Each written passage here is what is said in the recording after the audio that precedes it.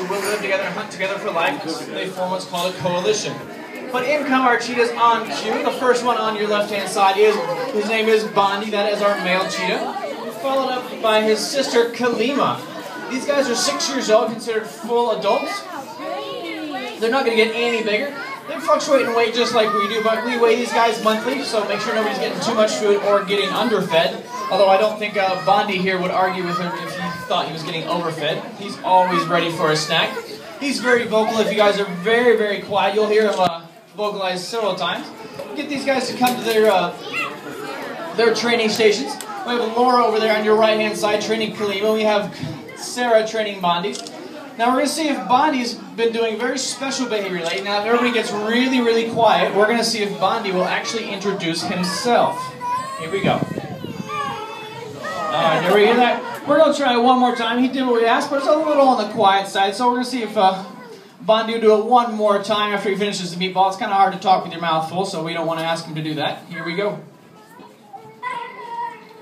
There you go. That is called a chirp. Bondi gave it a couple of other vocalizations these guys do there at the end. But cheetahs chirp. They cannot actually physically roar like all the other big cats do, especially our lions are very known for roaring. But they are the largest cat that can still purr, so we get a wide range of interesting vocalizations from these cats.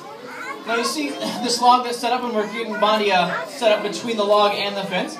We're going to do a very special behavior right here. We're going to be working on what's called injection training. Bondi is going to hopefully line up and stay still, and Sarah's going to ask him for his hip. And she's just going to apply pressure with a dowel right now. We're not going to apply pressure with our sticking with the needle every time. That's just not fair. The needle's always going to hurt. You're never going to take away the pain of the needle. But if we practice the behavior, it's not an unfamiliar situation. They're very comfortable with it. They know if I stay here for a little while, it's a little uncomfortable, but hey, I'm going to get some food afterwards, so it's a win situation for me. There's Bondi making sure make sure that Sarah knows that he knows what's going on. As you see, she's poking him. He didn't flinch. He stayed ready, which is perfect, exactly what we want him to do. Excuse me. Now, all the behaviors we have here at the Dallas Zoo, we're working with our cheetahs here. We do what we call husbandry behaviors. You're not going to see these guys jump through a hoop or anything like that just for fun. Everything these guys do is to help us take better care of them. Even from sit and lay down to we have a station behavior that Bondi just performed. And that's helped us if we need to take a closer look at Kalima for whatever reason. If she has a cut or a scratch or somewhere on her body, we can have Bondi go and station over on his rock. That basically gets him out of the way. He can't be interfering with what we need to do with Kalima and be on that rock at the same time. So like I said, everything serves a purpose for here.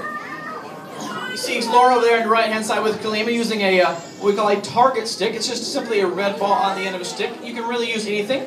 This just works well for us. Bondi's using it well. This helps move these cats around. They know that if they touch their nose to that ball, they're going to get a treat for it.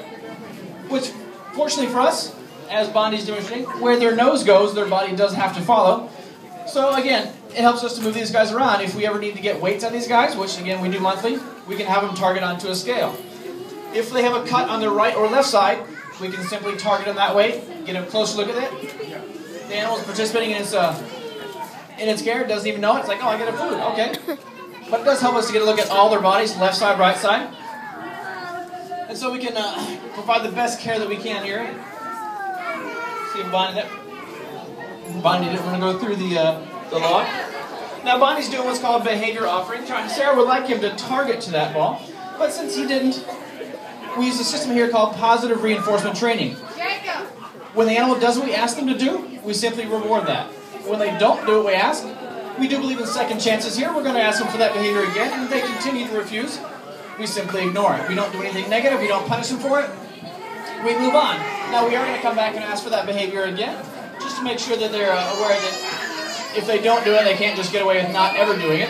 So we're going to ask for that behavior again, and then come back, and hopefully they'll perform that behavior for us. Now we can't control what they do inside this yard. It is completely their free choice to train. As you can see, they have this entire space to go in. They can move away if they would like to, or they can come up here, but they know if they come down here and train, they're going to get food. We control the food, but it's their choice whether they want to participate or not. So if they don't participate, that's fine. But like I said, they're just going to get that food a little bit later. Maybe the next day they're going to be like, I was a little hungry in the middle of the day, so I might want that snack the next day. Bondi's giving you many vocalizations here. Excuse me. Now, we do love our cheetahs here at the Dallas Zoo, and we love them extremely much. That's why we want to take the best care of them that we can.